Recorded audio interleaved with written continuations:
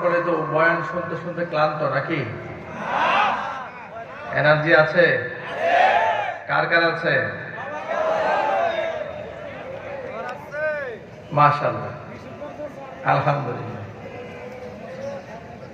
আলহামদুলিল্লাহ, আলহামদুলিল্লাহ নাহমাদুহু ওয়া নাস্তাঈনুহু ওয়া নাস্তাগফিরুহু ওয়া নাউযু বিল্লাহি মিন শুরুরি আনফুসিনা ওয়া মিন সাইয়্যাতি আ'মালিনা من يهده الله فلا مضل له ومن يضلله فلا هادي له ونشهد أن لا إله إلا الله وحده لا شريك له ونشهد أن سيدنا ونبينا وحبيبنا وشفيعنا ومولانا محمدا عبده ورسوله الذي أرسله بالحق بشيرا ونذيرا وداعيا إلى الله بإذنه وسراجا منيرا فقد قال الله تعالى في كلامه المجيد وفي فرقانه الحميد أعوذ بالله من الشيطان الرجيم بسم الله الرحمن الرحيم إن الله وملائكته يصلون على النبي يا أيها الذين آمنوا صلوا عليه وسلموا تسليما اللهم صل على محمد وعلى آل محمد كما صليت على إبراهيم وعلى إنك حميد مجيد اللهم بارك على محمد وعلى آل محمد كما باركت على إبراهيم وعلى آل إبراهيم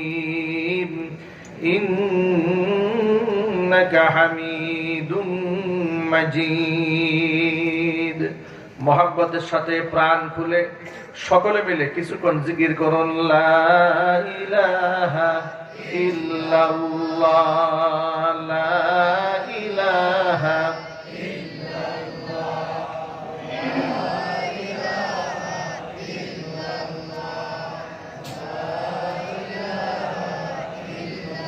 সবাই বলেন মোহাব্বতে লা ইলাহা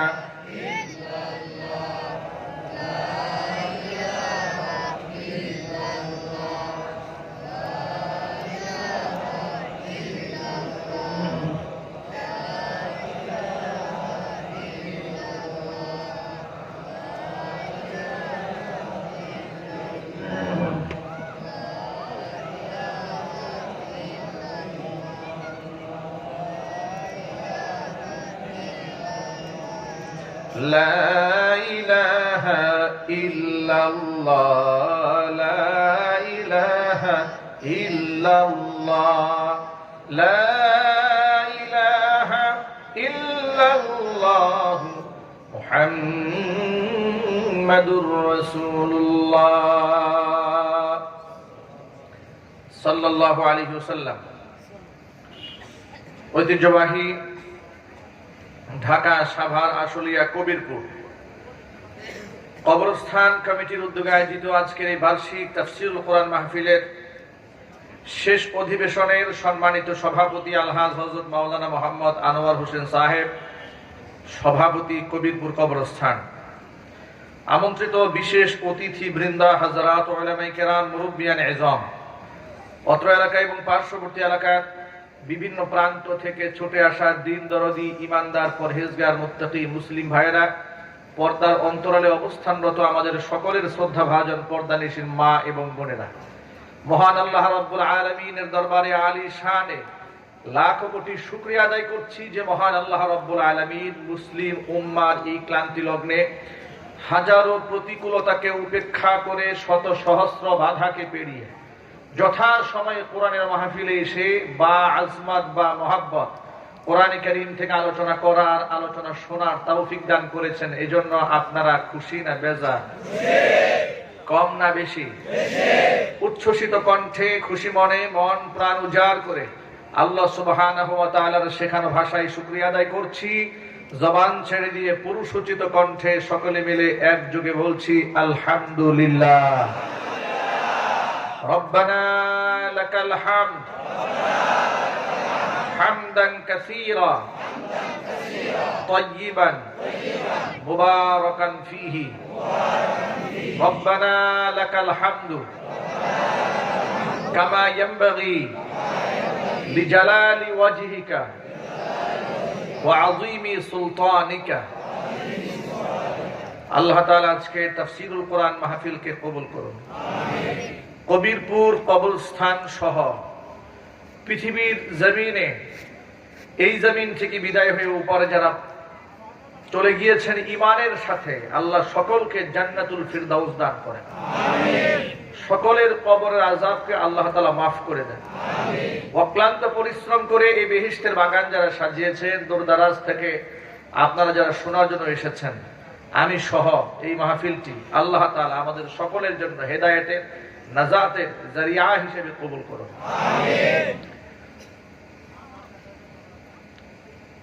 নবী করিম সাল্লাল্লাহু আলাইহি ওয়াসাল্লাম তিনি আমাদের শিক্ষক,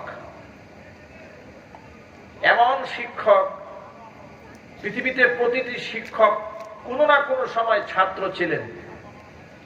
এক সময় তিনি উস্তাদ হয়েছেন, কিন্তু পৃথিবীতে একজন শিক্ষক যিনি কখনো এই পৃথিবীতে ছাত্রত্ব গ্রহণ করেননি, বরং আল্লাহ পাকের পক্ষ থেকে যাকে শিক্ষক রূপেই দুনিয়াতে পাঠানো হয়েছে, তিনি কে? তিনি কে? নবিয়ুনা মুহাম্মদ রাসূলুল্লাহ সাল্লাল্লাহু আলাইহি ওয়াসাল্লাম, যিনি বলেছেন বুইসতু মুআল্লিমান, ছাত্র হয়ে নয়, আল্লাহ পাক আমাকে প্রেরণ করেছেন শিক্ষক রূপে, মানুষকে শেখাতে, মানুষকে বুঝাতে, মানুষকে সঠিক পথে পরিচালিত করতে, হাতে খড়ি করে জাহান্নামের রাস্তা থেকে টেনে জান্নাতের পথে পরিচালনার জন্য একজন শিক্ষক রূপে আল্লাহ পাক জমিনের মধ্যে আমাকে প্রেরণ করেছেন। নবী করিম সাল্লাল্লাহু আলাইহি সাল্লামের উপর নাযিলকৃত কোরআন এবং হুজুরের উপর আনীত দ্বীনকে আল্লাহ পরিপূর্ণ করে দিয়েছেন। ১৫০০ বছর আগে কোরআন মাজিদের মধ্যে আল্লাহ পাক সেই বিষয়টি স্পষ্ট করে দিয়েছেন। ধর্মের মধ্যে পৃথিবীর মানুষ নতুন করে কোনো কিছু আবিষ্কার করতে পারবে না। ধর্মীয় সমস্ত বিধিবিধানগুলো ১৫০০ বছর আগে কমপ্লিট করা হয়েছে। আপনারা শুনে খুশি হবেন, এই পৃথিবীর মানব মণ্ডলী দুনিয়াতে চলার পথে যত প্রকারের সমস্যার সম্মুখীন হবে, ১৪০০ বছর পূর্বের নাজিলকৃত কোরআন মাজিদের প্রতিটি আয়াত, প্রতিটি হরফ মানব জীবনের সকল সমস্যার সমাধান দিতে প্রস্তুত। মানুষের সমস্যা নতুন নতুন সৃষ্টি হয়, কিন্তু কোরআনে কারীমের আয়াত নতুন নতুন নাজিল হয় না। কোরআন ১৫০০ বছর আগে যা ছিল আজকের এই দিন পর্যন্ত হুবহু তাই আছে, থাকবে কিয়ামত পর্যন্ত, সম্পূর্ণ সুরক্ষিত অবস্থায়। এখানে হাত দেওয়ার কোনো সুযোগ নাই। রক্ষা করবেন কে? আল্লাহ। হেফাজত করবেন কে? কোরআন মাজিদ আল্লাহ পাক বলেন, ইন্না নাহনু নাযালনা যিকরা ওয়া ইন্না লাহু লাহাফিজুন। নিশ্চয় কোরআন নাজিল করেছি আমি আল্লাহ, সংরক্ষণ করব আমি আল্লাহ নিজের হাতে। কিভাবে সংরক্ষণ করতে হয় তাকায় দেখো। কোরআন সংরক্ষণের জন্য পৃথিবীর কোন কাগজকে আমি নির্বাচন করিনি। কোরআন সংরক্ষণের জন্য কোন পাথরকে দায়িত্ব দেওয়া হয়নি। কোরআন সংরক্ষণ করার জন্য এই পৃথিবীর অসংখ্য হাফেজ কোরআনের সিনাকে আমি গ্রহণ করেছি, যেখান থেকে চুরি হওয়ার, ডাকাতি হওয়ার কোন সম্ভাবনা নাই। কোরআন মাজিদ আল্লাহ সুবহানাহু ওয়া তাআলা রেখেছিলেন লাউহে মাহফুজে সংরক্ষিত অবস্থায়, নাজিল করে দিলেন বিশ্বনবী মুহাম্মদ রাসূলুল্লাহ সাল্লাল্লাহু আলাইহি সাল্লামের উপর। সেখান থেকে গোটা পৃথিবীর নির্বাচিত মানুষের কলিজাগুলাকে আল্লাহ কোরআনের জন্য বাসস্থান বানিয়ে দিয়েছে। পৃথিবীর সবচেয়ে দামি গ্রন্থ কোরআন, সবচেয়ে অথেন্টিক কিতাব কোরআন, নির্ভুল বিজ্ঞানময় কোরআন, ইতিহাস নির্ভুলভাবে বর্ণনা করে দিয়েছে কোরআন। ভূতত্ত্ব, নৃতত্ত্ব, আসমান জমিন, লৌহ কলম, চাঁদ সূরজ, ইহকাল পরকাল, সকল কিছুর বিষয়ে কোরআন নির্ভুল তথ্য দিয়েছে। এত অথেন্টিক কিতাব এই জমিনের নিচে, এই জমিনের উপরে, আসমানের উপরে, এই আসমানের নিচে, জমিনের উপরে আর দ্বিতীয় কোনটা নাই। আছে নাকি? আরো যদি বলে, তাহলে এই বিশাল কোরআনটাকে আল্লাহ মানুষকে দিলেন এত সহজ বানায়া, মানুষ যেন খুব সহজে বুঝে আর আমল করতে পারে। এজন্য দেখবেন একটা ছেলে 10 বছর পর্যন্ত লেখাপড়া করেছে, এসএসসি পরীক্ষার্থী, অসংখ্য ছেলেরা আছে 10 বছর ইংরেজি প্রাইভেট পড়েছে, কিন্তু এসএসসি পরীক্ষার্থী ইংরেজি প্রশ্নপত্রটা দেখে ভালো করে পড়তেও জানে না। আছে না নাই? আমি ভুল বললাম? একটা ইংরেজি বই তার হাতে দেবেন, মাস্টার্স কমপ্লিট করা অসংখ্য ছেলেরা 14 বছর লেখাপড়া করেছে, 16 বছর পড়াশোনা করেছে, তার হাতে ইংরেজি পত্রিকা দিবেন যে বাবা আমাদেরকে একটু দেখো তো এই পত্রিকায় কি লিখেছে, আমাদেরকে একটু পড়ে শোনাও। এমনও হতে পারে সেই পত্রিকা সুদা ধরার জায়গায় উল্টায় ধরবে, বলবে কাম সারছে, গাড়ি তো উল্টায় গেছে, গাড়ি উল্টায় নাই, পত্রিকা সুদা করো, গাড়ি সুদা হয়ে যাবে। ভাই আমার, বাস্তবতা হলো একটা ইংরেজি সাবজেক্ট শুধুমাত্র রিডিং করে মর্মার্থ বুঝবে, এতে অনেকেই পারে না। কোরআন মাজিদের মতো এত দামি কিতাবকে আর এত কঠিন কিতাবকে আল্লাহ কত সহজ বানিয়ে দিয়েছেন। একটা শিশু বাচ্চা বয়স মাত্র 6 থেকে 7 বছর ল্যাংটা হয়ে গোসল করে, ঠিক কিনা?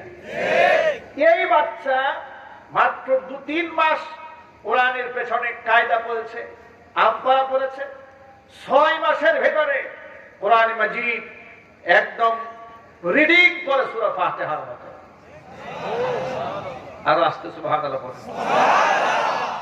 কিন্তু কপাল পুরাই মুসলমান এই কোরআন শরীফটাকে কঠিন বানিয়ে রেখেছে। আল্লাহ বানাই দিলেন সহজ, এই মুসলমানরা বানিয়ে রেখেছে কঠিন। আল্লাহও ভাগ করেছে, বান্দারে দেখ, ওয়ালাকাদ ইয়াসসারনাল কুরআনা লিয-যিকরি ফাহাল মিন মুদ্দাকির। কোরআন মাজিদটা আমি পড়ার জন্য, বুঝার জন্য, গবেষণার জন্য, আমল করার জন্য আমি আল্লাহ সহজ করে দিয়েছি।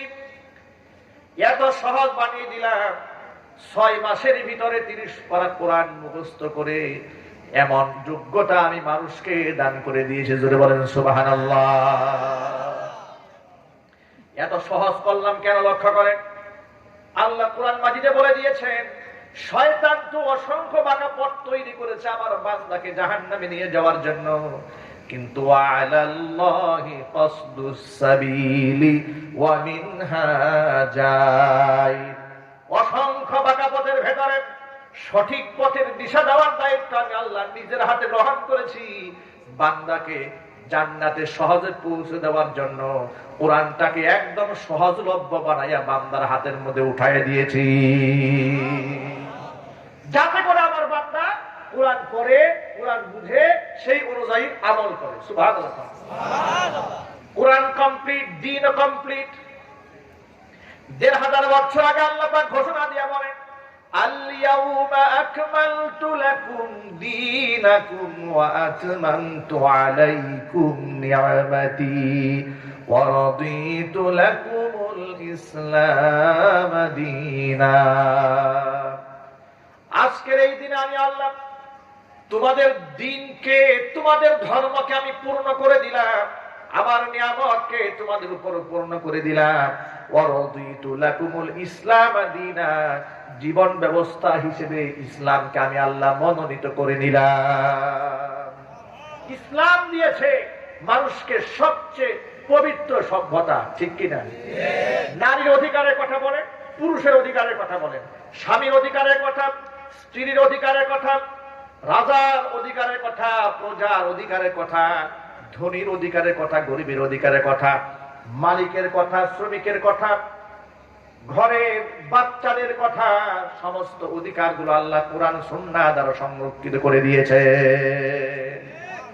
কপাল এত খারাপ এই মুসলমানের, একটা পূর্ণাঙ্গ জীবন ব্যবস্থা হাতের কাছে পাওয়ার পরে নিজের ধর্মবাদ দিয়ে অন্য আদর্শ, নোংরা কৃষ্টি কালচারকে জীবনে লালন করার জন্য মরিয়া হয়ে উঠেছে। কথা বলেন ঠিক কিনা? নিজের ধর্ম ভাল লাগে না, অন্যের উলঙ্গ বেহায়াপনা, এগুলো খুব মজা লাগে। আর এগুলা মজা করতে গিয়ে ঈমান, আমল, চরিত্র, দুনিয়ার সুখ, শান্তি, সমৃদ্ধি সব হারিয়ে ফেলেছে।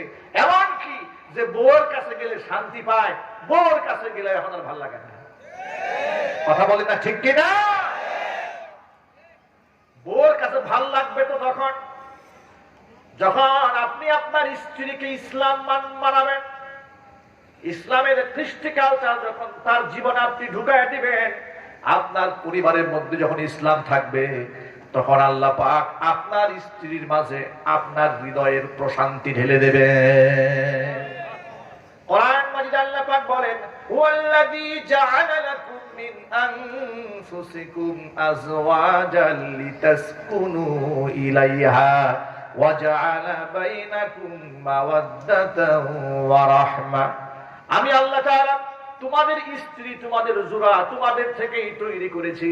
আমার উদ্দেশ্য কি শোনো, আমি যে তোমার থেকে তোমার বউকে বানালাম, জোড়া বানালাম, আমার উদ্দেশ্য হচ্ছে তুমি একজন পুরুষ মানুষ, সারাদিন বাহিরে ক্লান্ত পরিশ্রান্ত থাকবে, ঘরের ভেতরে যখন ফিরে আসবে, তুমি তোমার স্ত্রীর কাছে যখন যাবে, তোমার স্ত্রীর আচরণ, তার ব্যবহার, তার তোমার সাথে মুআমালা, তোমার সাথে ব্যবহার দিয়া তোমার দিলটাকে তোমার স্ত্রী ঠান্ডা বানাইয়া দিবে। জোরে বলেন সুবহানাল্লাহ।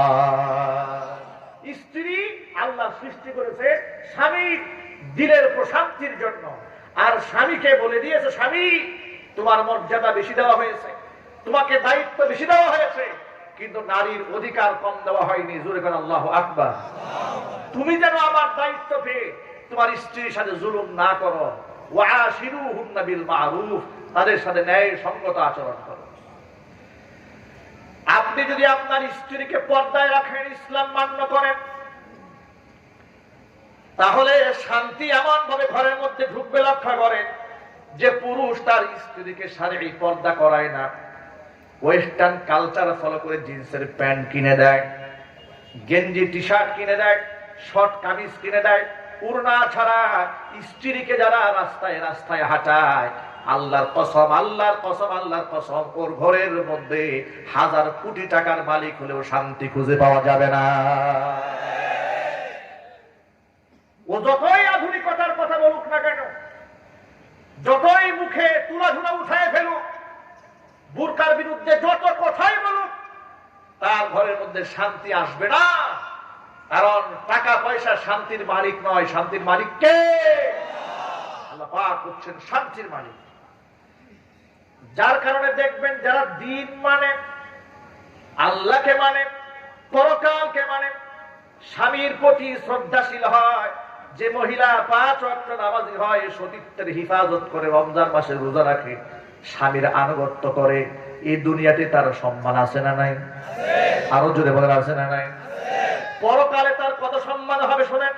আল্লাহ নবী সাল্লাল্লাহু আলাইহি সাল্লাম বলেছেন, আল মারআতু ইযা সাল্লাত খামসাহা ওয়া সামাত শাহরাহা ওয়া আতাআত বালাহা ওয়া আহসানাত ফারজাহা তাদখুলু বিআইয়ি বাবিন মিন আবওয়াবিল জান্নাতি শাআত ইয়াউমাল কিয়ামাহ। আও কামা ক্বালা আলাইহিস সালাতু ওয়াস সালাম, কোন নারী যদি 5 ওয়াক্ত নামাজ ঠিকঠাক মতো আদায় করে, রমজান মাসে রোজা রাখে, স্বামীর আনুগত্য করে, নিজের সতীত্বের হিফাজত করে, কিয়ামতের মাঠে ওই নারী জান্নাতের 8টি দরজার যেই দরজা দিয়ে খুশি ওই দরজা দিয়ে আল্লাহর জান্নাতে চলে যাবে। আজকে কপাল পোড়া মহিলারা আল্লাহর দেওয়া ফর্মুলা পছন্দ করে না, নবীজির দেওয়া জীবন ব্যবস্থাকে ফলো না করে পশ্চিমারা কোন পোশাক পরেছে, ভারতের সিনেমার নায়িকা কোন পোশাক পরলো, এটা দেখে দেখে, নাটক দেখে দেখে মহিলারা আধুনিক হওয়ার প্রচেষ্টা চালায়। কিন্তু আধুনিক হতে গিয়া টিকটকের নায়িকা হয়, আর টিকটকের নায়িকা হতে গিয়া রাস্তায় রাস্তায় ধর্ষিতা হয়ে পড়ে থাকে। নিজেরাও তো নষ্ট হয়, অসংখ্য যুবকের চরিত্রকে বরবাদ করে দেয়, ঠিক কিনা? বিশ্বনবী সাল্লাল্লাহু আলাইহি ওয়াসাল্লাম পবিত্র নারীদের কত সম্মানের কথা বলেছেন। নবীজি বলেন, ইন্নামাদ দুনিয়া কুল্লুহা মাতাউন ওয়া খায়রু মাতাঈদ দুনিয়াল মারআতুস সালিহা। এই দুনিয়ার মধ্যে যত সামগ্রী দেখতে পাও তার মধ্যে সবচেয়ে দামি বস্তুর নাম হচ্ছে নেককার নারী।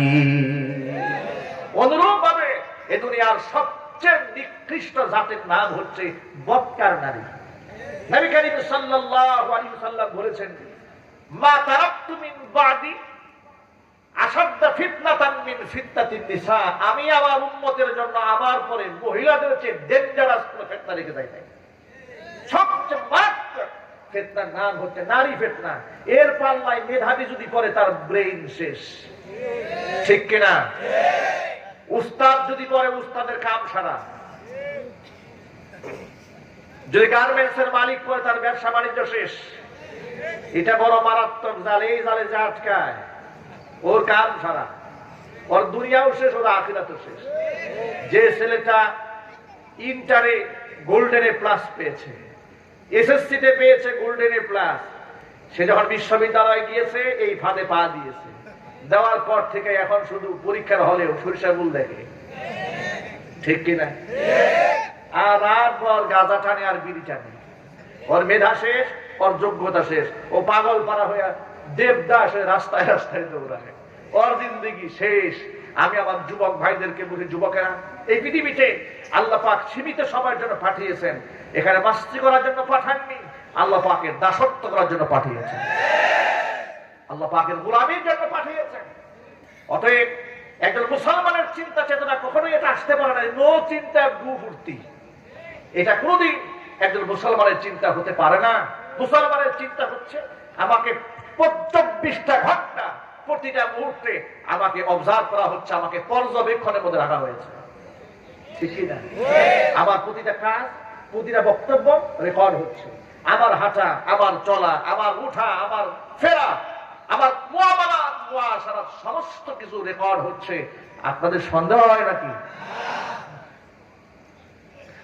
কোরআন মাজিদ আল্লাহ পাক বলেন, মা ইয়ালফিজু মিন কাউলিন ইল্লা লাদাইহি রাকিবুন আতীদ। মানুষ তার জবান দিয়ে এমন কোন শব্দ উচ্চারণ করে না সংরক্ষণকারী ফেরেশতা যা রেকর্ড করে না ফেলে। এজন্য যত যুবকেরা এখানে এসেছেন, আমি আমার যুবক ভাইদেরকে বলি, আমার কলিজার টুকরা যুবক ভাই, আপনারা তো এই দেশের আগামীর ভবিষ্যৎ হবেন। আপনারা দেশের রাহবারি করবেন, দেশের নেতৃত্ব তো আপনাদের হাতে আসবে। এই দেশের যুব সমাজ যদি ভালো হয়ে যায়, কোন বাতিলের খবরদারি করার ক্ষমতা নাই এই বাংলার জমিনে। জোরে বলুন, ঠিক কিনা? আজকে বড় আফসোস নিয়ে কথা বলি, 92 থেকে 95% মুসলমানের দেশে প্রকাশ্যে কিভাবে ওরা আমার নবীজির দাড়ি নিয়ে তামাশা করে, আলেমদেরকে নিয়ে তামাশা করে, দাড়ি টুপি নিয়ে তামাশা করে, এমন লোক এই দেশে এখনো পর্যন্ত আছে না নাই? আরো জোরে বলেন, আছে না নাই? প্রতিনিয়ত দেখবেন কিছু পাগলের আমদানি দেশে হয়, যারা কথায় কথায় ইসলামকে ঘায়েল করা কথা বলে, আলেমদেরকে তুচ্ছ তাচ্ছিল্য করে কথা বলে, বলে আমার মাথার মধ্যে যা আছে আলেমদের মাথায় নাই, আলেমদের মাথায় হলো গোবর। আমি বলি আলেমদের মাথা যদি গোবর হয়, যিনি এই বক্তব্য দিয়েছেন তাই গোমূত্র খুর ছাড়া আর কিছুই হতে পারে না। এত বড় দৃষ্টতা তারা কি করে এতগুলো মুসলমানের দেশের মধ্যে তারা দেখাতে পারে? এই দৃষ্টতা এজন্য দেখিয়েছে আমরা নামে মুসলমান হতে পেরেছি, কিন্তু আদর্শিক দিক থেকে প্রকৃত মুসলমান আমরা হতে পারি নাই। সকল যুবককে বলবো, যুবকেরা, ইসলামকে চোখের সামনে লাঞ্ছিত অপমানিত আমরা হতে দেখতে চাই না। এই বাংলার জমিনের মধ্যে ইসলামকে সর্বোচ্চ সম্মানের আসনে আমরা উঠাতে চাই। রাজি আছেন কারা কারা? দুহাত দেখতে চাই।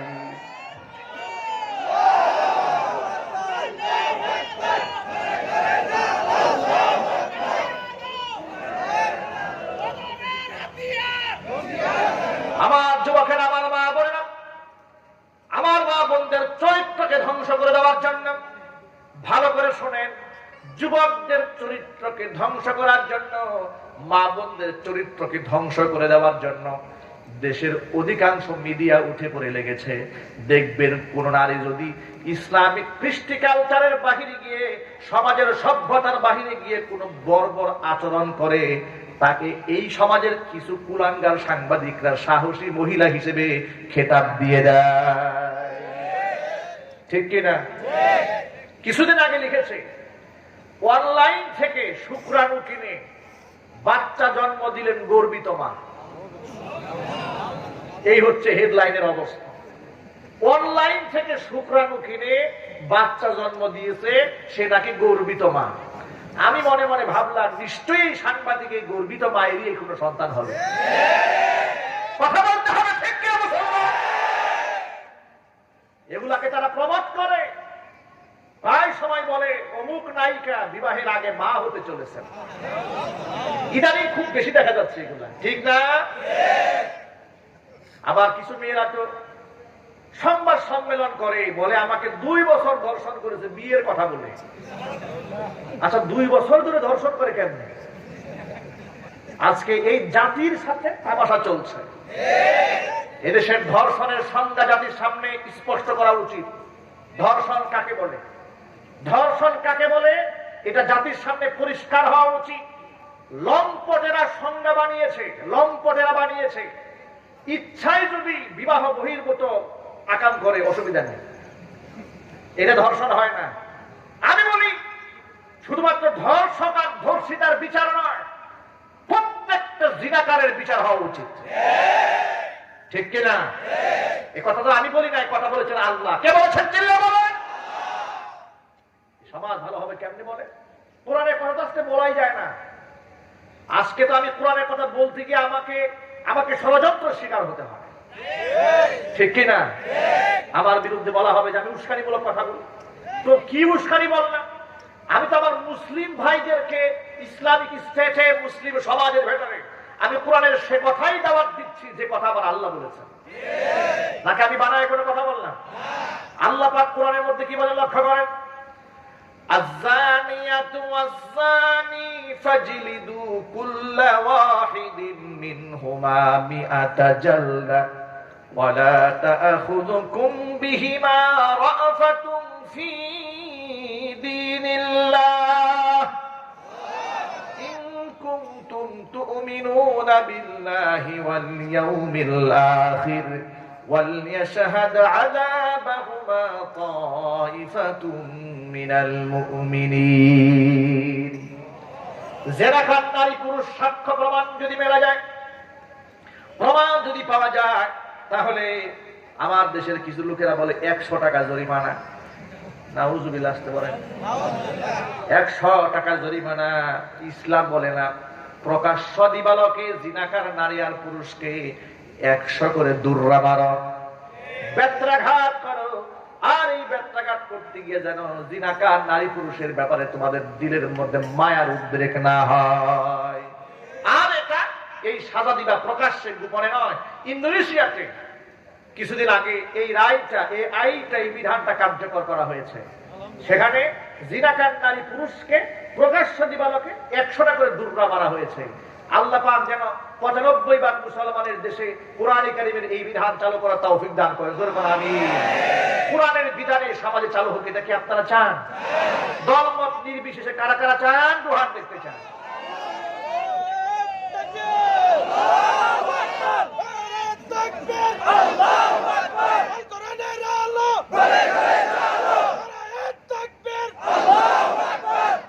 আশ্চর্যের কথা কি শোনেন, এদেশের বুদ্ধিজীবীরা টক শোতে বসে লেনিনের রাজনীতির কথা বলবে, কার্ল মার্ক্সের রাজনীতির কথা বলবে, মাও সেতুংয়ের রাজনীতির কথা বলবে, এছাড়াও আর অন্যান্য সমস্ত রাজনীতিবিদদের কথা বলবে। কিন্তু যখনই আমরা বলবো কোরআনের রাজনীতির কথা, তখনই বলবে এই হুজুর তো ইদানিং দেখি আবার ধর্মবাদ দিয়ে অন্য কথা কর। ঠিক না? কথা বলেন ঠিক না? উনি বেঈমানের কথা বললে অসুবিধা নাই, আমি ইসলামের কথা বললেই সমস্যা। আমি বলি ইসলামের কথা বললে যাদের সমস্যা হয় মুসলিম দেশের জন্য তারাই হচ্ছে সবচেয়ে বড় সমস্যা। কথা বলেন ঠিক কিনা? ধর্মের কথা বললে যাদের সমস্যা হয়, আমি মনে করি মুসলমানদের দেশে তার চেয়ে বড় সমস্যা আর নাই। এটা মুসলমানদেরকে ডিসাইড করতে হবে, সিদ্ধান্ত নিতে হবে। ক্ষুদ্রদ্রোহী কোরআনের দুশমন আলেমের দুশমনের সাথে মুসলমানের কোনো সম্পর্ক থাকতে পারে না।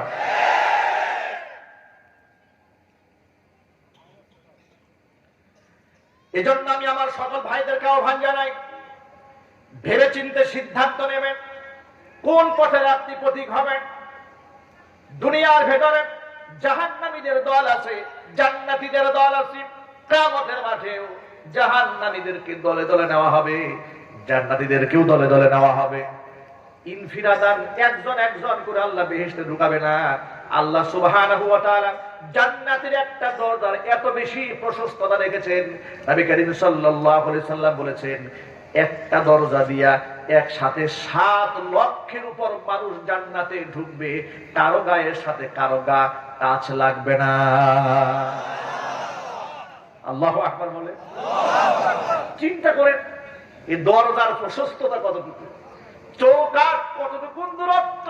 হুজুর বলে একসাথে এট এ টাইম 7 লক্ষ মানুষ বেহেশতে ঢুকবে, একজনের গা থেকে আরেকজনের গাকে টাচ করবে না। আল্লাহু আকবার। ওই জান্নাতে যাওয়ার আগ্রহ আছে না নাই? কার কার আছে? কার কার আছে? আল্লাহ কবুল করে জোরে করে আমিন। আমার যুবকেরা, বিশ্বনবী সাল্লাল্লাহু আলাইহি সাল্লাম বলে দিয়েছেন বনী ইসরাইলের উম্মতেরা ৭৩ কাতারে বিভক্ত হয়েছিল, ৭২ কাতারে বিভক্ত হয়েছিল। আমি মুহাম্মদ সাল্লাল্লাহু আলাইহি সাল্লামের উম্মতেরা ৭৩ দলে ভাগ হয়ে যাবে। সাতাতাফাররাকু উম্মতি ৭৩ মিল্লাহ। ৭৩টা কাতারে আমার উম্মতরা ভাগ হবে, ৭৩টা দলে বিভক্ত হবে। কুল্লুহুম ফিন্নার ইল্লা মিল্লাতান ওয়াহিদা। ৭২টা কাতার হবে জাহান্নামীদের কাতার, একটা কাতার হবে শুধু জান্নাতীদের কাতার। সাহাবায়ে কেরাম জিজ্ঞেস করলেন যে কাতারটা জান্নাতি হবে, মা হিয়া ইয়া রাসূলুল্লাহ, ওয়া আল্লাহর নবী সেই কাতারের পরিচয়টা দেন। ভাইরা আমার, যে কাতার জান্নাতি হবে ওই জান্নাতি কাতারের পরিচয় জানার দরকার আছে না নাই? আল্লাহর নবী ছিলেন জাওয়ামিউল কালিম, এই যোগ্যতা আল্লাহ পাক তাকে দিয়েছিলেন। অল্প শব্দের মধ্যে বৃহৎ কথা বুঝায় দেওয়ার তৌফিক আল্লাহ পাক রাসূলকে দিয়েছিলেন। হুজুর কি সুন্দর করে জবাব দিয়ে দিলেন, ব্যাখ্যা করে হাজার কথা বললেন না, সংক্ষেপে জানাই দিলেন মা আনা আলাইহি ওয়া আসহাবি, যে আদর্শের উপর আমি নবী ছিলাম, আমার সাহাবীরা ছিলেন, আমার কাতার, আমার সাহাবীদের কাতারটা হচ্ছে জান্নাতীদের কাতার।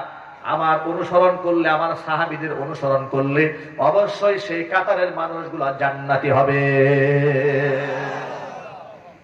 অতএব আমাদেরকে রাসূল পাক সাল্লাল্লাহু আলাইহি সাল্লামের আদর্শের সৈনিক হতে হবে, সাহাবীদের আদর্শের সৈনিক হতে হবে। ধর্মের নামে এমন কোন কাজ যদি সমাজে চালু থাকে যা রাসূল করেন না, এমনকি সাহাবায়ে কেরাম অ্যাকসেপ্ট করেননি, এমন কোন কাজ ধর্মের নামে যদি চালানো হয় এটা হবে বিদআত। এটা কি হবে যদি বলেন? আজকে সমাজের মধ্যে অসংখ্য বেদাত চালু আছে ধর্মের নামে, যেমন পীর পূজা, মাজার পূজা, কবর পূজা, আছে না নাই? আছে না নাই? অসংখ্য শিরিক, বেদাত কুফর চালু রয়েছে। দুইটা জিনিস নিয়ে জমিন থেকে বিদায় হতে হবে। আমি আমার অনেক বয়ানের মধ্যে কথাটা বলি, দুইটা জিনিস নিয়ে বিদায় হন এই দুনিয়া থেকে। এক হচ্ছে শিরিক মুক্ত ঈমান, আরেক হচ্ছে বেদাত মুক্ত আমল। ঈমানের মধ্যে নির্ভেজাল ঈমান রাখতে হবে, বিশ্বাস রাখতে হবে একচ্ছত্র ভাবে আল্লাহ পাকের উপরে।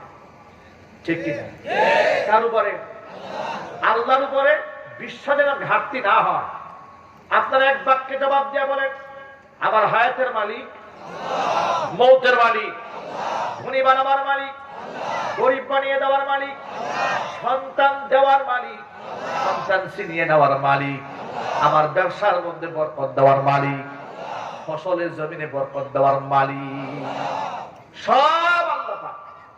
আল্লাহ ছাড়া অন্য কারোর সাধ্য নাই, কোনো ক্ষমতা নাই যে আমার কপালটা খুলে দেয়, আমার ভাগ্যটা খুলে দেয়। লোকেরা গান গায় যে বাবাই যদি একবার আমার দিকে তাকায় তাহলে আমার কপাল লাল হয়ে যাবে। আছে না নাই? ওরা এমন গানও বানিয়েছে, বাবাই কবরে তরাবে, মিজানে তরাবে, হাসরে তরাবে, কিন্তু বাবাকে যে কে তরাবে এটা আবার কয় না। ঠিক না? যেই বাবা মুড়িদের কাছ থেকে গরু না পাইলে তার উরস হয় না, মানে বাবা নিজেই তো আপনার মুহতাজ, তাহলে যিনি আপনার মুহতাজ হয়ে থাকে আপনি কেন তার মুহতাজ হয়ে থাকেন? আপনি তো এমন সত্তার মুহতাজ হবেন যিনি শুধু দিতে জানেন, যার নেওয়ার কোনো প্রয়োজন নেই। তিনি কে? তিনি আল্লাহ। তারে বাদ দিয়ে আজকে মাজার পূজা হচ্ছে, কবর পূজা হচ্ছে। আল্লাহর ওলিদের কবর যদি থাকে তাহলে সালাম দিবেন, জিয়ারা করবেন। জিয়ারা করা সুন্নাহ আর পূজা করা বিদআত। জিয়ারা আর পূজা এক জিনিস নয়। আমরা যখন আবার এই সমস্ত বিরোধিতা করি তখন ওরা আমাদের বিরুদ্ধে আবার উল্টে তোহমত দেয় যে এই সমস্ত হুজুররা আল্লাহর ওলিদেরকে পছন্দ করে না। তো আল্লাহর ওলিদেরকে পছন্দ কেমনে করি না? যে আমরা এদেরকে গাঁজা খাওয়ার সুযোগ দিই না। ঠিক কিনা? ওরা যে মাজারের পাশে বসে কলকি টানে, নামাজ পড়ে না, আমরা করি গাঁজাখুরের বিরোধিতা, ওরা আমরা আল্লাহর ওলির বিরোধিতা করি। তোমার মতো গাঁজাখুর ওলি হইল কবে? কথা বলেন আপনারা। গাঁজাখুর ওলি হতে পারে? চিল্লায় বলে। ইসলামে নাপাকের, তামাকের কোন সম্পর্ক আছে? ইসলামের সাথে অপবিত্রতার, দুর্গন্ধময়তার কোন সম্পর্ক আছে? যেখানে পেঁয়াজ খাইলেই নবী করিম সাল্লাল্লাহু আলাইহি ওয়াসাল্লাম বলেন মুখ ভালো করে পরিষ্কার করে মুষ্টি দিয়ে এসো, ফেরেশতারা দুর্গন্ধ পছন্দ করে না। পেঁয়াজ খাইলে যদি এই হয়, গাঁজা খেলে কি হবে? এই জন্য যুবকেরা ইসলামটাকে বোঝার চেষ্টা করতে হবে। ইসলাম হচ্ছে গোটা জিন্দেগিটা আল্লাহ পাক সুন্দরভাবে সাজিয়ে গুছিয়ে ইসলামে আমাদের জন্য উপহার দিয়েছে। সুবহানাল্লাহ। আজকে আমার যুবক ভাইয়েরা না বুঝে অনেক সময় শিরিক করে। ড্রাইভাররা গাড়ি চালায়, রাস্তাঘাটে মাজারে টাকা না দিয়ে যায় না। কি বলে জানেন? বলে শুনছি এই মাজারে টাকা না দিলে নাকি চাক্কা উল্টে যায়। চিন্তা করেন, এটা কোনো বিশ্বাস হতে পারে? আপনারা বলেন, এটা কোনো বিশ্বাস হতে পারে? এর চেয়ে বাজে বিশ্বাস আর কি হতে পারে? এর চেয়ে নিকৃষ্ট বিশ্বাস আর কি হতে পারে? শাহজালাল ইয়ামানী রাহমাতুল্লাহি আলাইহির মাজার, আল্লাহ পাক তাকে জান্নাতুল ফিরদাউসের সুউচ্চ মাকাম দান করেন। আল্লাহ পাকের কত বড় ওলি। তো সেখানে গিয়া তার মাজারের পাশে বড় বড় গজার মাছ আছে। এই মাছগুলাকে আপনার নানান কিছু খাওয়ায়, ছোট ছোট চিংড়ি মাছ খাওয়ায়, আর বলে যে আমার খাবার যেহেতু মাছে নিচে আমার কাম হয়ে গেছে, কবুল হয়ে গেছে, সব কবুল হয়ে গেছে। আর মনে মনে বলি তুমি তোমার হাতটা দাও, মাছ তোমার হাতটাও কবুল করে নেবে। ঠিক কিনা? ক্ষুধার্ত মাছের সামনে খাবার দিলে মাছ তো খাবেই। এই পাগলগুলো বুঝতে চায় না, ইমানগুলো এভাবে নষ্ট করে দিচ্ছে। বাস্তবতা সমাজে আছে না নাই? ও যুবকেরা আছে না নাই?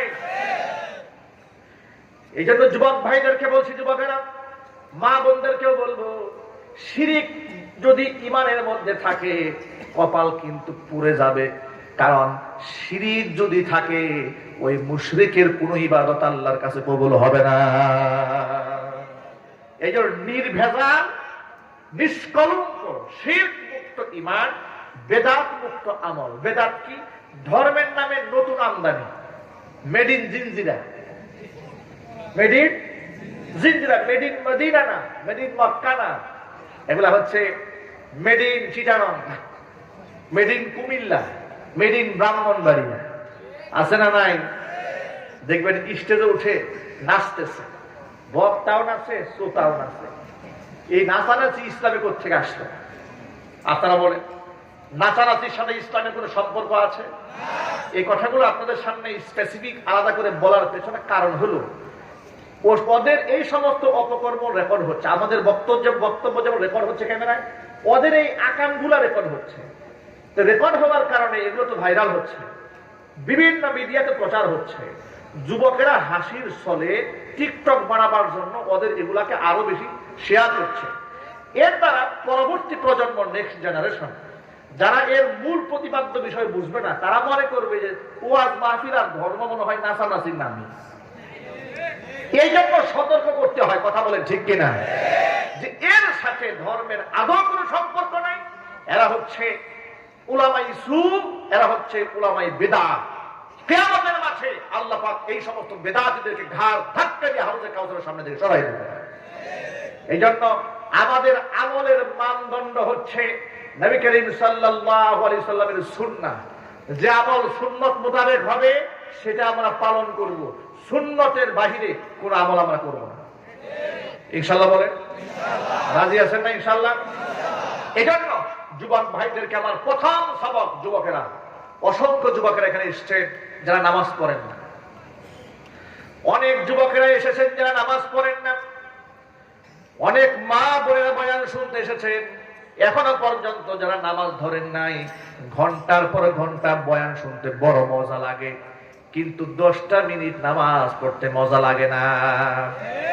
আল্লাহ পাক কোরআন মাজিদে নামাজের ব্যাপারে বলেন, ওয়া ইন্নাহা লাকাবীরাতুন ইল্লা আলাল খাশিঈন।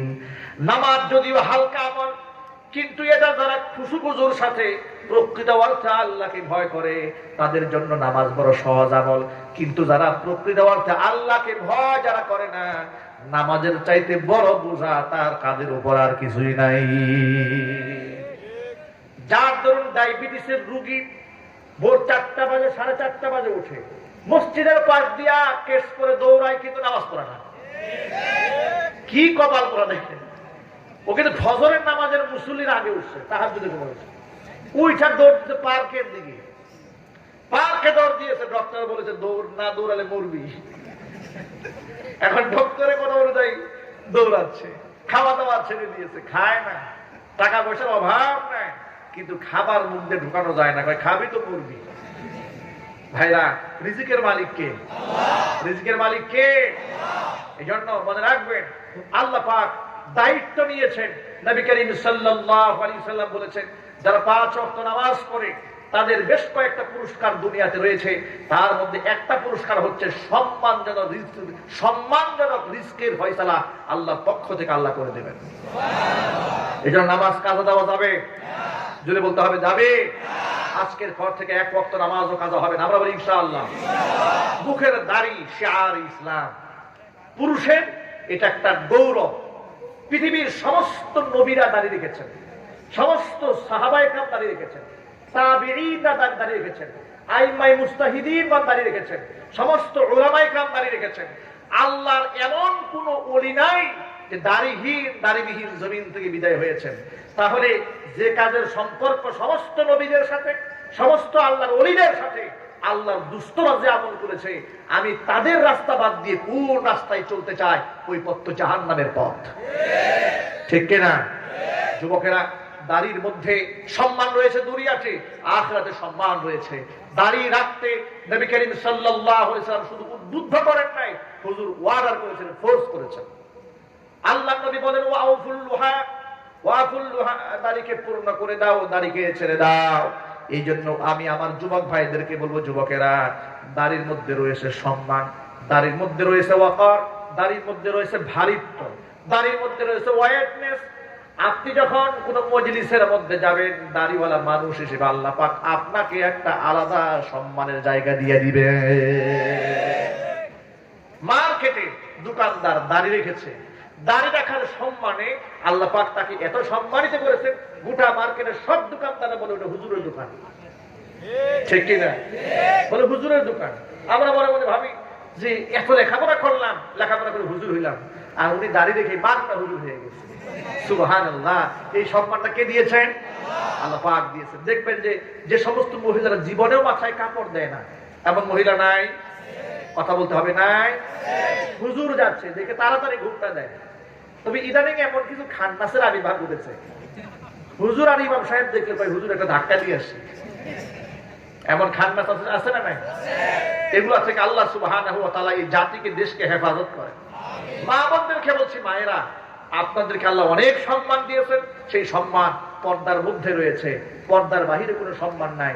আল্লাহ পাকের দাসত্বের মধ্যে রয়েছে ইজ্জত, সম্মান। আল্লাহর গোলামির বাহিরে কোনো সম্মান নাই। এই জন্য কি আমরা আল্লাহর গোলাম হতে রাজি আছি? জীবনের সকল ক্ষেত্রে আল্লাহ সুবহানাহু ওয়া তাআলা সমস্ত বিধিবিধানগুলো হাসি মুখে মানতে চান কারা কারা? হাসি মুখে আল্লাহর বিধান সব, কোনো প্রশ্ন নাই। আল্লাহ যেন কবুল করেন। আল্লাহ তুমি প্রত্যেকটা হাতকে কবুল করে নাও। যত ভাইরা বোনেরা হাত তুলেছেন, প্রত্যেকটা হাতকে জান্নাতি ব্যক্তির হাতে যেন কবুল করে নাও। হাত নামা। দেশ এবং বিদেশের অসংখ্য ভাইরা এবং বোনেরা বিভিন্ন সময় আমাকে বিভিন্ন ব্যাপারে প্রশ্ন করেন, বিভিন্ন মাহফিলের বাহিরে, বিশেষ করে রমজান যখন আসে অসংখ্য প্রশ্ন মা বোনরা করেন। এই প্রশ্নের জবাব একজন দেওয়াও সম্ভব নয়, কিংবা মাহফিলে বক্তৃতা করেও দেওয়া সম্ভব নয়। কোরআন, হাদিস এবং ফিকহের কিতাবের রেফারেন্স সহ বাস্তবতার নিরিখে নতুন আধুনিক মাসালাগুলোকে সমন্বয় করে একটি কিতাব আমি রচনা করেছি। কিতাবগুলো স্টেজে আছে, আমার যেখানে গাড়ি রাখা আছে সেখানেও আছে। মাত্র 100 টাকা করে কপি, যাদের সুযোগ হয় আপনার মুনাজাত শেষ হওয়ার পরে আপনারা সংগ্রহ করতে পারেন। আল্লাহ তাআলা কবুল করেন।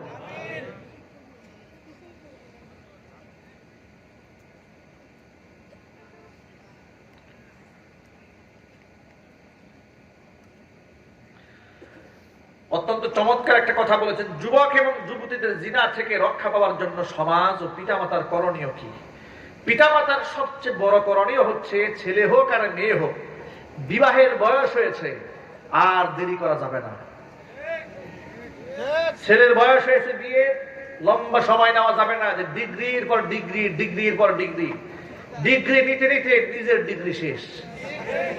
ঠিক কিনা? একটা পুরুষের জন্য সবচেয়ে বড় ডিগ্রি হচ্ছে সচ্চরিত্র। কথা বলেন না কেন আপনারা? এর চেয়ে বড় ডিগ্রি আছে? যৌবন ভালো যার, কিয়ামতে সফলতা তার। নবী করিম সাল্লাল্লাহু আলাইহি সাল্লাম বলেছেন, আমলনামায় মিজানের পাল্লায় যখন ওজন দেওয়া হবে, খুলুকে হাসান, উত্তম চরিত্রের আমলটা হাসরের মাঠে সবচেয়ে মজবুত এবং ভারী আমল হয়। এখন অধিকাংশ যুবক তো চরিত্র হারিয়ে ফেলছে, মেয়েরা চরিত্র হারিয়ে ফেলছে। কেন? আমাদের সামাজিক ভাবেও আমরা দায়বদ্ধতা রয়েছে, যারা সমাজ পরিচালনা করে তাদেরও আল্লাহর কাছে হিসাব দিতে হবে। কারণ এই সমাজের মধ্যে দেখবেন বিবাহ করা কঠিন হয়ে গেছে, জিনা করা সহজ হয়ে গেছে। ঠিক না? বিবাহ করতে মহর দিতে হয়, খরপর দিতে হয়, ভরণ পোষণ দিতে হয়, কত কষ্ট। আর জিনা করা তো সহজ, 200 টাকা দিলেই সারা যায়। নাউযুবিল্লাহি মিন যালিক। এই জন্য আমি আমার মা বোনদেরকে বলছি, জিনা থেকে নিজের সন্তানকে যদি বাঁচাতে চান, তাহলে অল্প বয়সে বাচ্চাদেরকে বিবাহ দেওয়ার ব্যবস্থা করে দেন। আল্লাহ যেন কবুল করেন। জোরে কোন আমিন। আমার এক কাছের বন্ধু, শোনেন, এই কষ্ট হচ্ছে আপনাদের? ছোট্ট করে কথা বলে শেষ করে দিচ্ছি। আমার এক কাছের বন্ধু আমাকে একদিন বলেন, হুজুর আমাকে একটু পানি পরা দেন, আর না হয় একটু তাবিজ দেন। আমি বললাম, ভাই আমি তাবিজ কবজের ব্যবসা করি না। বলে তাহলে একটু পানি পরা দেন আমার ছেলের জন্য। কেন? ছেলে তো ঘরে থাকে না, শুধু বাহিরে বাহিরে থাকে, রাত 2টা বাজে 3টা বাজে বাড়ি ফিরে না। আমি তাকে বললাম, ভাই আপনি এক কাজ করেন, আপনার ছেলের যে রোগ হয়েছে, এই রোগ ভালো করতে হলে তাবিজেও কাজ হবে না, পানি পড়ায় কাজ হবে, ওরে বিবাহ করায় না। তখন উনি আমাকে বলছে, আমার ছেলে মাত্র বিশ্ববিদ্যালয়ে লেখাপড়া করে, হুজুর এখন কি বিয়ের বয়স হয়েছে? ওর মাত্র 21 বছর বয়স, বিশ্ববিদ্যালয়ে লেখাপড়া করে, এখনই বিবাহ করে? বলে হ্যাঁ করে। কিছুদিন পরে ছেলেকে বিবাহ করিয়েছে। আমি ফোন দিলাম খোঁজখবর নেওয়ার জন্য, ভাই কি অবস্থা? বলে হুজুর কাজ হয়ে গেছে। কি কাজ হয়েছে? আজকে 3 দিন হলো ছেলে ঘর থেকে বের হয় না। যে ছেলেকে রাত 2টা বাজে 3টা বাজে গার্জিয়ান টেনে আনতে পারে না, সেই ছেলে 3 দিন ধরে ঘর থেকে বের হয় না। কি তাবিজ ঝুলাই দেওয়া হয়েছে। এই জন্য নবী করিম সাল্লাল্লাহু আলাইহি সাল্লাম বলেছেন, ইয়া মা'আশারাশ শাবাব, হে যুবকেরা, মান ইসতাতা মিনকুমুল বা'আ, তোমাদের মধ্যে যাদের বিবাহের সামর্থ্য আছে বিবাহ করে নাও। ফালিয়াতাজাওয়াজ ফাইন্নাহু আগাদ্দু লিল বাসারি ওয়া আহসানু লিল ফারাজি। তাহলে চরিত্রের হেফাজত হবে, লজ্জাস্থানের হেফাজত হবে, চোখের হেফাজত হবে। জোরে বলেন সুবহানাল্লাহ। যাদের সামর্থ্য কম আছে কিন্তু বিবাহ বয়স হয়ে গেছে, আছে না? সামর্থ্য কম, বিবাহ করতে ভয় হয় যে সংসার কিভাবে চালাবো, তাদের ভয়ের কোনো কারণ নাই। আল্লাহ কোরআনে বলে দিয়েছেন ইয়াকুনু ফুকারা ইউগনিহিমুল্লাহু মিন ফাদলিহি। তুমি তোমার ঘরের মধ্যে স্ত্রীকে জায়গা করে দিয়েছো, তুমি মনে রেখো তুমি যদি দরিদ্র হও, তুমি তোমার ঘরের মধ্যে স্ত্রীকে জায়গা দেওয়ার কারণে তোমার দারিদ্রতা আমি আল্লাহ আমার আপন মেহেরবানিতে দূর করে দেব। এই জন্য আমাকে ধন দেওয়ার মালিককে অল্প বয়সে বিবাহ করে ফেলবেন, ঠিক আছে ইনশাআল্লাহ? আল্লাহ তাআলা কবুল করেন। তাহলে চোখের হেফাজত হবে, লজ্জাস্থানে হেফাজত হবে। আল্লাহ সুবহানাহু ওয়া তাআলা আমাদের সকল ভাই বোনদেরকে আমল করার তৌফিক দান করেন। জোরে বলেন আমিন। হ্যাঁ, একজন ভাই মাহফিল 100 টাকা দিয়েছেন, আল্লাহ তাআলা কবুল করেন। সকলে এখন মুনাজাত হয়ে যাবে। এতক্ষণ দাঁড়িয়ে বয়ান শুনেছেন, এখন দোয়া হবে, সব বসে যান, সব বসে যান। আল্লাহুম্মা আমিন। রব্বানা যালামনা আনফুসানা ওয়া ইল্লাম তাগফির লানা ওয়া তারহামনা লানাকুনান্না মিনাল খাসিরিন। রব্বানা লা তুযিগ কুলুবানা বা'দা ইয হাদাইতানা ওয়া হাব লানা মিন লাদুনকা রাহমাতান إنك أنت الوهاب ربنا فاغفر لنا ذنوبنا وكفر عنا سيئاتنا وتوفنا مع الأبرار رب العالمين। কবিরপুর কবরস্থান কমিটির উদ্যোগে আয়োজিত আজকের এই তাফসীরুল কোরআন মাহফিল অর্ধ রজনী পর্যন্ত কোরআন সুন্নাহ থেকে আলোচনা করে বড় আশা নিয়ে তোমার শাহী দরবারে হাত দুখানা বাড়িয়ে দিয়েছি। মেহেরবানি করে আলোচনার ভুল বিয়াদবি ক্ষমা করে সওয়াবের হাদিয়াটুকুন কবুল করে মঞ্জুর করে সোনার মদিনায় নবী পাকের রওজা মুবারকে পৌঁছিয়ে দাও। तमाम পৃথিবীর মাটির নিচে যত মুমিন মুমিনাত মুসলিমিন মুসলিমাত চিরবিদায় হয়ে চলে গেছেন, তাদের আরওয়াহের উপর সওয়াবের হাদিয়াগুলো পৌঁছিয়ে দাও। আমাদের মা বাপ যাদের দুনিয়ার জমিন থেকে চলে গেছেন, মা বাবার কবরগুলোকে জান্নাতের টুকরায় পরিণত করে দাও। আত্মীয় স্বজনের কবরে আযাব কিয়ামত পর্যন্ত বন্ধ করে দাও। রব্বুল আলামিন পর্দার অন্তরাল থেকে মা বোনেরা বয়ান শুনেছেন, মা বোনদের মাফ করে দাও। নিঃসন্তানে মাকে সন্তান দান করো। স্বামী স্ত্রীর মধ্যে মহাব্বত যদি না থাকে, মেহেরবানি করে মহাব্বত পয়দা করে দাও। সন্তান সন্ততি পিতা মাতার অবাধ্য হয়ে গেলে মেহেরবানি করে বাধ্যগত বানিয়ে দাও। আমার মা বোনদেরকে আবেদা জাহিদা সালিহা কানিতা হিসেবে কবুল করে নাও। যুবক ভাইদেরকে সৎ চরিত্রবান বানিয়ে দাও। 5 ওয়াক্ত নামাজি হিসেবে আমাদের সকলকে তুমি কবুল এবং মঞ্জুর করে নাও। কিয়ামতের দিন মুসিবতের সময় এই দোয়া আমাদের সকলের জন্য নাজাতের জরিয়া বানিয়ে দাও। রব্বুল আলামিন কবরস্থানের সমস্ত মুর্দেগাদের কবর আযাব কিয়ামত পর্যন্ত বন্ধ করে দাও। রব্বুল আলামিন উলামায়ে কেরাম হাত তুলে ধরেছেন, তাদের খিদমাতের ওয়াসাআতকে বৃদ্ধি করে দাও।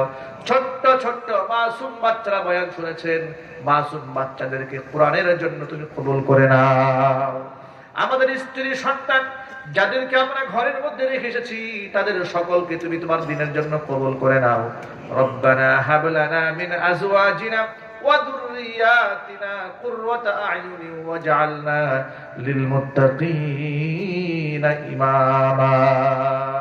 রব্বিরহামহুমা কামা রাব্বায়ানি সগীরা রব্বিরহামহুমা কামা রাব্বায়ানি সগীরা।